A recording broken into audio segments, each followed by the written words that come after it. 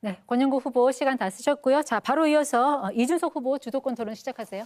예, 이재명 후보님 여쭤보고 싶은 게요. 간병비 관련해 가지고 결국 네. 보장성을 높여야 된다라는 정책을 내셨는데 이 간병비 되게 중요합니다. 네. 근데 이게 금액으로 따지면 한 연간 15조 정도까지 이제 될 수 있다고 합니다. 근데 지금 건강보험료가 97조 정도 재정이고요. 지금 추기에 따르면은 2033년 되면은 마이너스 30조 정도로 적자가 난다. 이런 얘기가 나오고 있습니다. 최근에 의정 갈등으로 잠깐 흑자가 난 것처럼 보이지만은 구조적으로는 마이너스 30조 적자가 날 수밖에 없는데 그러면은 그 15조 정도의 어떤 추가적인 간병비 혜택이 들어가게 되면은 이거의 재원 마련은 어떻게 되는 것입니까? 그게 전액이 다 든다고 생각하는 것 전제가 좀 잘못된 것 같고요. 그럼 어느 정도 비율로 생각하시는지? 저는 우리 의료재정이 허용되는 범위 내에서 간호, 간병을 복합적으로 하는 게 필요하다. 그리고 그것도 대상자나 질병이나 이런 것들에 따라서 재정 여건에 따라서 확대해 갈 필요가 있다는 것이고요. 특히 요양병원도 이런 간병 지원을 좀 해야 되겠다고 해서 정부도 지금 시범 사업을 하고 있는데 그런 식으로 조금씩 늘려가면 됩니다. 이재명 후보 말씀은 허용되는 범위 내에서 하겠다는데 제가 아까 제시해드린 것이 마이너스 30조 정도의 상황이다. 그런데 마이너스 30조에 허용되는 부분이 뭡니까? 그래서 제가 질문드리고 싶은 것이 이런 당연히 복지라는 것은 국민들이 필요로 하는 것들이 있겠지만은 우선순위를 둬야 되는 것이고 혹시 그럼 지금 건강보험료 나가는 것 중에서 방만하게 운영된다고 생각하는 거 혹시 지적할 만한 부분이 있으신지 그게 없다면은 그냥 건강보험료를 지금 한 100조에서 16조 정도 늘려야 된다는 얘기가 나오는 거 아니겠습니까? 그러면은 각자 내는 비용이 한 16조 늘어난다는 거 아니겠습니까? 자, 대답해도 될까요? 예, 대답해 주십시오. 저는 우리 의료보험 재정 지출 중에서 예를 들면 지금 의료 쇼핑 같은 거 있지 않습니까? 너무 무제한적으로 이 병원 저 병원 다니는 게 있고 아주 경증이고 간단하게 진료할 수 있는데도 다 병원을 이용하는 이런 부분들에 대해서 약간의 조정이 좀 필요하지 않을까 싶은 생각을 하고요. 사실 그 부분 지출이 너무 많기 때문에 그 부분에 대한 통제들을 좀 하면 상당 정도의 재정 절감이 가능하지 않을까 그렇게 생각합니다. 그렇게 해서 보통 줄일 수 있는 게 2조 원 정도, 3조 원 정도로 얘기합니다. 의료 쇼핑이라 얘기하시는 거는 365일 중에 366번 이상 외래 진료를 가는 분들이든지 이런 분들을 말씀하시는 것 같고 그분들은 이미 제도가 개정되어서 자부담률이 90%까지 올라가는 상황입니다. 그러니까 그런 거 말고 현실적인 재정 대책이 있으십니까? 그게 제일 크다고 생각해요. 2, 3조 규모라니까요. 그거라도 크지 않습니까? 15조 하신다면서요, 방금 전에. 내가 언제 15조 한다고 그랬어요? 본인이 그렇게 주장하시죠. 간병비 몇 프로까지 그럼 지원하실 예정입니까? 자, 이준석 후보의 특성이 그런 것인 것 같은데 상대가 하지도 않은 말을 한 걸로 전제를 해가지고 15조는 본인이 주장한 거죠. 저는 그중에 일부를 절감하고 필요한 범위 내에서 가능한 범위 내에서 하겠다고 말씀드렸는데 15조를 어떻게 마련하겠냐 이렇게 말하면 안 되는 거죠. 그러면 마이너스 30조인데 잠깐만요. 어디가 여유라는 것이 잠깐만, 한번 설명해 주셔야죠. 예. 그럼 다시 30조 쓸까요? 아니요. 제가 보충하는 겁니다. 이거는. 이 규칙을 좀 지키시는 게 중요하잖아요. 가능하면. 얘기하십시오. 그 시간이 끝나버렸네.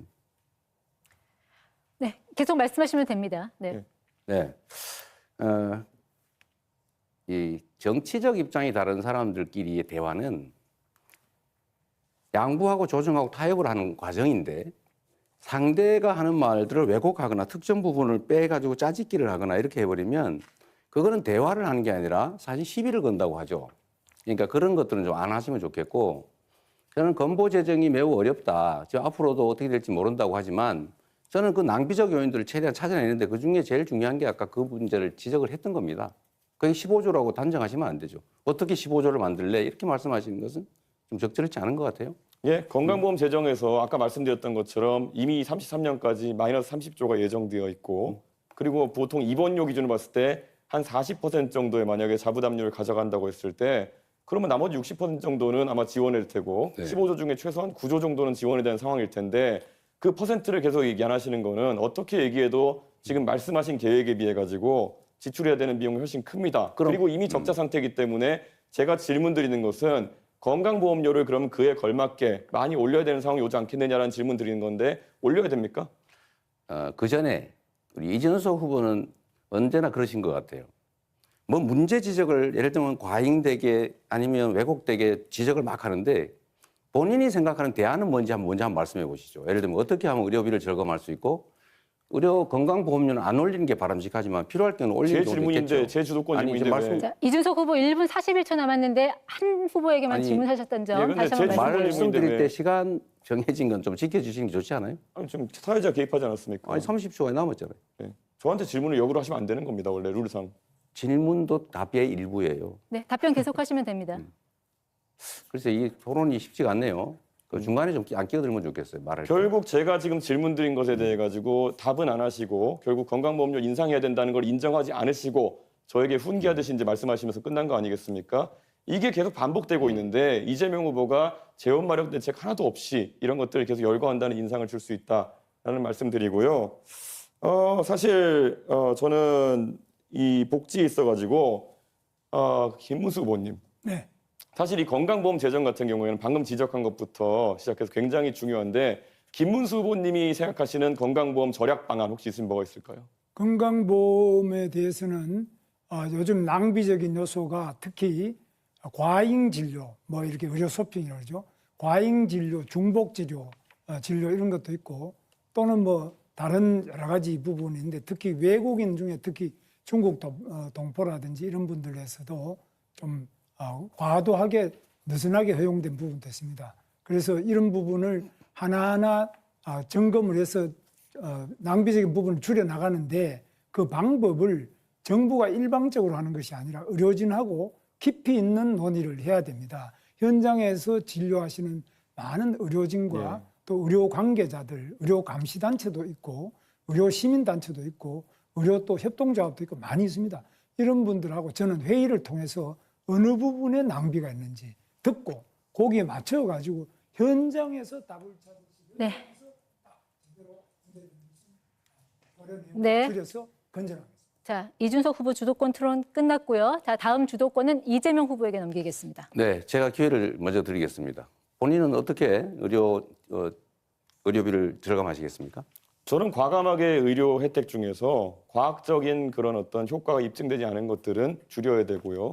그리고 우리가 메르스라든지 어떤 아니면 겁니까? 코로나를 겪으면서 결국에는 진료비가 이제 과다하게 늘어난 부분에 대해서는 감축을 해야 된다. 예를 들어서 문재인 케어를 통해 가지고 대한민국이 지금 전 세계에서 MRI를 가장 많이 찍는 나라가 됐습니다. 저는 그런 부분에 대해서 국민들께 솔직하게 얘기하고 간병비가 더 중요하기 때문에 한번 이건 삭감하는 것을 이야기해 봅시다. 이렇게 해야 되는 것인데 이재명 후보는 이런 삭감이나 이런 것에 대해서는 말하는 걸 주저하시고 네, 알겠습니다. 뭐 더 주겠다 이런 말씀하시는 게 바로 차베스 같은 겁니다. 어쨌든 제가 이런 지적은 가능하면 안 하려고 하는데 그 혹시 밥 맥티어라고 아세요? 모르겠습니다. 모르시죠? 네. 루카스 차이제 모르시죠? 호텔 경제학의 그 원전이라는 분이죠. 한국은행에서 5만 원을 쓰는 법 이거 저 그림표 있는 거 보셨어요? 그거는 호텔 취소하고 보셨어요? 이런 게 없지 않습니까? 아니, 그래서 보셨어요? 그거 찾아내느라 고생하셨는데 전혀 다른 얘기입니다. 자, 이 밥 맥티어나 아니면 이거 미하일 슈미츠 살로몬, 루카스 차이제 이런 사람들이 그 $100 이야기라고 인터넷에 치면 많이 나와요. 거기에 똑같은 얘기가 나옵니다. 호텔에 누군가 투숙을 하려고 했는데 그 돈으로 $100 또는 100유로로 옆에 이렇게 돌다가 결국 돈이 돌아왔는데 그 고객이 갔다. 그러나 이런 경우에도 돈의 순환이라는 효과로 외부에서 꼭 자금이 들어오지 않아도 경제가 순환이 될 수가 있다. 라는 이제 그 사례로 이런 걸 쓰는데 이분들이 이렇게 역사적으로 이런 예를 들 때 누구도 노쇼, 경제학 뭐 이런 얘기 하지 않았다는 그 말씀을 먼저 하나 드리고요. 또 한 가지 아까 동덕여대 말씀은 제가 이렇게 정리를 좀 하고 싶습니다. 동덕여대의 그 학생들 아닙니까? 그 여성이든 남성이든 관계없죠. 학생은 학교의 당사자죠. 학교는 교육기관이에요.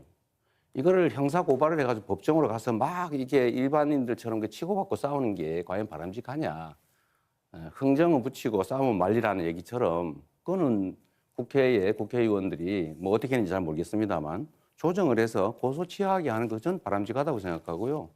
다만 그 과정에서 뭐 위압적이거나 뭐 권력을 남용하거나 이렇게 하면 뭐 그건 안 되겠죠. 근데 그거는 저희가 확인 안 됐으니까 그렇게 말할 건 아닌 것 같습니다. 네, 지금 토론 주제는 초고령 네, 사회 대비 알겠습니다. 연금 뭔 의료 얘기를 하시는 개혁입니다. 겁니까 지금? 예. 제가 말씀 좀 드릴게요. 연금 개혁 관련해서 저는 이 연금 문제가 정말로 복잡해서 어떤 정권도 하지 않으려고 하는 일 아닙니까? 다 회피했죠. 그러나 이 완벽한 모두가 만족하는 연금 개혁안은 없지요. 저는 이준석 후보께서 뭐 이게 잘못됐다 이렇게 얘기해요. 뭐 잘못됐다고 지적할 수 있죠. 그럼 어떻게 할 수 있었느냐? 본인이 주장하는 각종 이런 제도 이런 것들을 만들어내는 것이 과연 정치적 합의를 끌어낼 수 있겠냐? 그건 본인의 주장일 뿐일 가능성이 많죠. 현실을 좀 인정할 필요가 있겠다. 정치는 길을 만들어내는 거죠. 뭐 잘못됐다 비평하는 것은 그건 정치가 할 일이 아니라 그건 비평가들이 하는 거다는 말씀을 먼저 좀 드립니다. 그래서 그 얘기를 먼저 한번 해보죠. 저는 이번 연금 개혁이 모수 개혁이라도 해낸 것 자체는 안 하는 것보다 낫다고 생각해요. 안 하는 것보다는 나은 것이기 때문에 그나마 부족하지만 했어야 됐다라고 생각하고 있는 성과라고 생각합니다. 이제 앞으로는 이제 구조 개혁을 해야죠. 이제 쉽지는 않은 일입니다. 아마 엄청난 진통이 있을 테고 잘 될지도 잘 모르겠어요. 이제 노력을 해야 되겠는데 이런 면에서 보면 우리 그 이준석 후보님은 신구 연금을 분리하자. 그러니까 지금까지 연금 낸 사람들은 따로, 앞으로 낼 사람들 따로 이렇게 칸을 쳐가지고 새로 시작하자 이렇게 하시는데 그러면 기존 연금 대상자들에게 연금을 지급하려면 계산상 609조 원이 필요하다고 해요. 그럼 그 돈 누가 냅니까? 일단 그 문제에 대한 답이 좀 필요할 것 같고요. 연금 제도라고 하는 건 기본적으로 세대 간 연대를 하는 것입니다. 이거는 남이 아니잖아요. 부모도 있고 할아버지도 있고 자식도 있고 이게 서로 뭐 보험료도 내고 보험료 연금도 받고 하는 것인데 그런 식으로 자꾸 갈라쳐가지고 기존 제도 수혜자 새로운 대상자 이거 자꾸 갈라치고 남녀 갈라치고 이런 식으로 하는 거 좀 정치인으로서는 적절치 않다고 생각하는데 어떻게 생각하세요? 말 그대로 궤변을 하고 계신 거죠. 지금 사회적 연대나 세대 간의 연대 같은 걸 이야기하시는데 이번 합의 과정에서 과연 그러면 이득을 보는 세대는 어디이고 손해를 보는 세대가 어디인가 명백하거든요. 결국에는 지금 바로 소득 대체율을 올림으로 인해 가지고 받아가는 세대는 바로 받아가게 되고 네. 내는 세대는 4% 가까이 인상된 금액을 평생 내야 되는 것이고 그래서 5천만 원 더 내고 2천만 원 더 받아가는 구조다 이런 얘기가 나오는 거라서 대한민국의 젊은 세대는 가만히 앉아서 한 사람당 3천만 원 이상의 손실을 그냥 떠있게 된 거거든요. 네. 그리고 아까 자꾸 힘의 논리 같은 걸 얘기하시는데요. 본인들이 입법하는 것이 알겠습니다. 다수라 해가지고 옳은 게 충분히. 아닙니다. 법원 그렇게 겁박하고 하고 네. 본인 방탄하기 위한 입법한다 충분히 해서 그게 말씀 옳은 게 되는 게 들었어요. 아니라는 말씀 드립니다. 네. 김문수 후보님은 어떠세요? 예, 자동 조정 장치라고 하는 거를 도입하면 지금 연금 내는 사람은 언제 연금이 깎일지 몰라서 불안할 것 같아요. 네. 그 문제에 대한 대책을 좀 말씀해 주시고 어쨌든 저는 연금이라고 하는 기본적인 이념은 연대의 가치에 있다라고 생각해요. 나는 절대 손해 안 볼 거야 라고 하면 연금이 불가능하죠. 의견 한번 말씀 주시죠. 자동조동 장치는 국가가 상당한 부분을 책임져야 되는 장치인데 이것은 저는 필요하다고 봅니다. 특히 젊은 세대들이 여기에 대해서 매우 불안하게 생각하고 있기 때문에 자기들은 뭐 내기만 되고 나중에 빈깡통이 되는 거 아니냐 이런 우려를 해소해 줄 수 있는 가장 적극적인 조치가 바로 자동조정 장치가 아니냐 네. 저는 그렇게 생각하고 우리 이재명 후보께서도 동의하실 줄 생각합니다. 저는 지금 단계로 그걸 도입하게 되면 연금을 내는 사람들이 불안해서 네. 연금에 대한 신뢰가 깨질 것 같아요. 지금 이미 연금 액수가 너무 적고 아직도 우리는 13% 정도를 내게 되는데 되게 OECD 평균 18% 아닙니까? 네. 네, 발언 시간 끝났습니다. 이재명 후보님. 바로 이어서 김문수 후보 주도권 토론이니까요. 예, 계속 이어가 주시죠. 저는 이제 퇴직연금을 지금 많이 하고도 있지만 이것을 의무화할 필요가 있다. 그래서 1층에는 국민연금, 2층은 퇴직연금, 3층은 개인연금 이렇게 해서 우리 국민 모두가 노후에 1, 2, 3층의 세 겹의 보호를 받을 수 있도록 하는 것이 매우 필요하다고 생각합니다. 그런데 이 퇴직연금은 대기업의 근로자들은 거의 적용되고 있지만 좀 작은 기업이 부족합니다. 이런 작은 기업들의 퇴직금을 연금화시키는 데는 목돈 마련이 필요한 근로자들에게 국가가 저리로 용자를 해준다든지 또는 그 목돈이 필요한 그 내부에 유보된 퇴직금을 자기 운영자금으로 쓰고 있는 중소기업인들에게 또 국가가 일정한 장기 저리 용자가 필요하다는 이런 것들을 주장을 하고요. 여기에 대해서는 우리 권영국 후보께서도 잘 동의하실 것 같은데 어떻습니까? 일단은 네, 뭐 연금 부분과 관련해서 이제 우리가 이 기간을 어떻게 설정하느냐에 따라 가지고